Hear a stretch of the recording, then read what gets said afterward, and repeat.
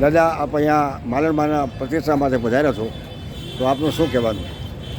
આ માલણમાનું મંદિર છે એમાં હું આ 20 વર્ષથી અહીંયા હવન કરાવું છું અને આવતીકાલે માલણ માતાજીની એમ કે કૃપાથી આ લોકોએ નવું મંદિર બનાવ્યું અને એ નવા મંદિરની અંદર નવી મૂર્તિ એટલે આ ડેરીમાંથી દેવાલય બન્યું એમ ને? આ દેરી હતી એમાંથી દેવાલય જૂનું મંદિર હતું, નવું બનાવ્યું. મઠ બહુ બહુ મઠ જૂનો હતો, ઘણો નાનો એવો જ મઠ હતો, એમાંથી અત્યારે મોટું મંદિર બનાવ્યું છે. અને મોટા મંદિરની અંદર માલણમાની જૂની મૂર્તિ તો છે જ, પણ નવી મૂર્તિ, નૂતન પ્રતિમા, આજે એની પ્રાણ પ્રતિષ્ઠા આવતીકાલે છે, 10મ ને બુધવારને દિવસે. કેટલા વાગે? એટલે સવારે 6 વાગ્યાથી અમે ચાલુ કરશું યજ્ઞ વગેરે બધું. પછી માતાજીની પ્રાણ પ્રતિષ્ઠા અને જે કાંઈ એના જે કર્મ હોય બધા કરવા પડે, અભિષેક, સપન વગેરે જે કાંઈ થતું હશે, પછી એના ન્યાસ જે કાંઈ એને પ્રાણ પૂરવાનો આ બધું થઈ જાય પછી હવનનું છેલ્લે બીડું હોમવામાં આવશે. એટલે આશરે 1-2 વાગશે? આ 2 વાગે 1:30 વાગ્યા સુધીમાં બીડું હોમાશે. અચ્છા. 6 વાગ્યાથી ચાલુ કરશું ને 2 વાગે પ્રસાદનો એમ કે આ લોકોએ પ્રોગ્રામ રાખ્યો છે કે 2 વાગ્યાથી પ્રસાદ ચાલુ કરવો. હું એ વર્ષોથી આ કેશુભાઈ એનું સપન હતું. અને હમણાં જ આપણે રાજકોટમાં સામેના ચોકમાં હનુમાનની ડેરીમાં દેવાલય બન્યું. છાપામાં મેં એટલે ખૂબ પત્રકાર છું, કલાકાર છું, અને હું આપણે જોઉં છું કે આપણે પણ સફેદ દશરથ રાજાની જેમ વાળે અને આ કેશુભાઈ જે છે ને મુખિયાના હતા, અહીંના કરતા હતા, જોકે અત્યારે તો નથી, માના ધામમાં વયા ગયા અને મારા મિત્ર હતા.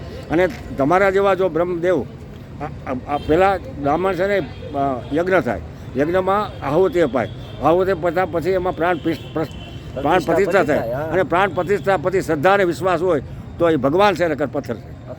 અહીં એની અંદર પ્રાણ પૂરવાનું જે આપ કામ કરો છો કે યા દેવી સર્વભૂતેષુ માં વિદ્યા રૂપે લક્ષ્મી રૂપે સંસ્થિતા, માલણ રૂપે સંસ્થિતા, અને એ બધી બિરાજમાન આપ કરાવો છો. તો આપના જે આશીર્વાદથી આજે આ કાર્ય થઈ રહ્યું છે, તો એમાં આપ થોડા આશીર્વાદ બધાને આપો શ્લોક દ્વારા. ઓમ વિશ્વાની દેવ સવિતુ દુરિતાની પરાસુવા આ મોટા મોટા આશીર્વાદ છે આખા માલણમાના પરિવારને. અમે દેવ બ્રહ્મદેવ આચાર્ય. આપણું નામ શું આપ બોલો? મારું નામ કાર્તિકભાઈ છે, કાર્તિકભાઈ ઠાકર શાસ્ત્રીજી. આ યજ્ઞની અંદર જે કાંઈ પણ ક્રિયાઓ થશે તો શાસ્ત્રીજી જગદીશભાઈ શુકલના યજ્ઞાચાર્ય છે. હું કર્માચાર્ય તરીકે આ પ્રતિષ્ઠાને કરાવવાનો છું, અને વાર્ષિક પાટોત્સવ પણ આ યજ્ઞની અંદર દર વર્ષે માતાજી માલણમાનો વાર્ષિક પાટોત્સવ કરીએ છીએ. પરિવારની શ્રદ્ધા, પરિવારનો વિશ્વાસ અને પરિવારની લાગણીથી માતાજીના ફળાનું તો સ્થાપન અહીંયા છે જ, પણ પરિવારની લાગણી અને શ્રદ્ધાથી માતાજીની મૂર્તિનું આ ભવ્ય પ્રાણ પ્રતિષ્ઠાનો ઉત્સવ નાના મંદિરની અંદરથી ભવ્ય મંદિરની અંદર માતાજીને બેસાડવા માટેનો જે આ પ્રયાસ છે, એ પ્રયાસની અંદર અમે પણ નાનું એવું ફૂલનું બીજ વાવવા માટે આવ્યા છીએ. આ યજ્ઞ અને માતાજીના મૂર્તિની અંદર પૂરેપૂર્ણ માતાજીના પ્રાણ પ્રાપ્ત થાય અને આ માતાજી વિશ્વનું કલ્યાણ કરે. અહીંયા આવનારા દરેક જે જીવ હોય, જે ભક્ત હોય, જે માનનારા હોય, જે માતાજીની શ્રદ્ધા રાખનારવાળા હોય, એ દરેકનું માતાજી કલ્યાણ કરે, બસ એ જ ભાવ છે. અને હૃદયના બ્રાહ્મણ થકી એવા આશીર્વાદ છે કે વિશ્વનું કલ્યાણ થાય.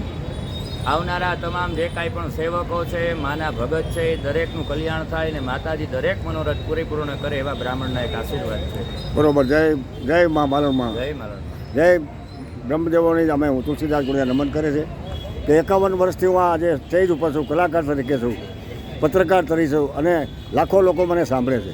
આજે સંત મોરારી બાપુ, રણછોડદાસ બાપુ, જે જગદંબાઓ વિરાજમાન છે, આજે માં મેલડી, માં આશાપુરા, માં રાંદલ, માં બહુચર, માં મોમાઈ, માં ગોંડલી ભુવનેશ્વરી, માં હરિસિદ્ધિ, જેટલી દેવીઓ બધી અહીં બિરાજમાન થવાની છે.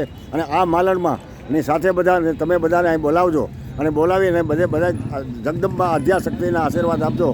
એવી તુલસીદાસ ગુણિયાના જય સિયારામ, જય બજરંગ, જય હનુમાન, જય જગદંબા, જય માલણમાં, જય માલણમાં, જય માલણમાં, જય માલણમાં.